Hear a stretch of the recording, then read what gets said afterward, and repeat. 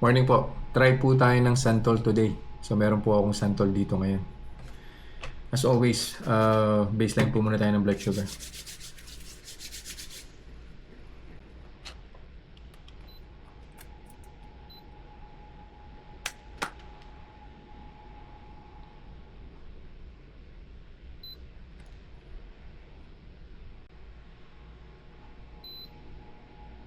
Yan po, tamang-tama.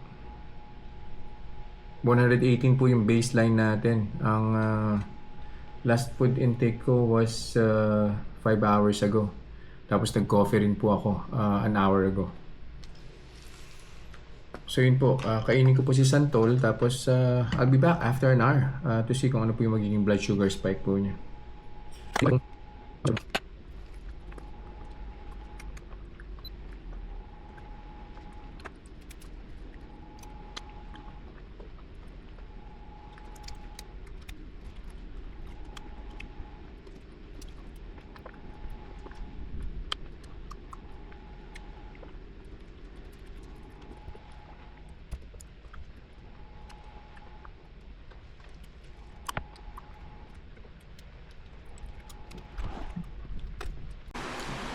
Second hour na po, so kuha na po tayo ng blood sugar reading. Hindi ko po na-capture yung first hour. For some reason, na-miss ko siya eh. I was doing something. So, second hour na po itong blood sugar po natin. And we'll see kung ano po yung epekto ng Santol sa blood sugar.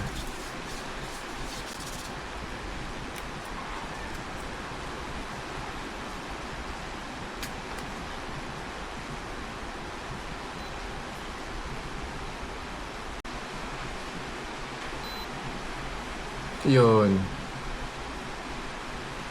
So, bumaba po siya, no? Well, though hindi po natin nakita yung first hour, second hour, bumaba po siya ng 114.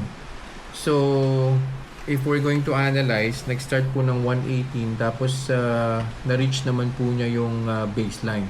Mas mababa pa nga po by 4 units, no? So, again, hindi ko naman po sinasabi na mag-unli na po kayo na Santol. Pero based po rin sa testing po natin today, halos alam nyo yun, I'm pretty sure minimal lang po yung blood sugar spike po niya nung first hour kasi naibaba po niya ng less than the baseline pa nga po.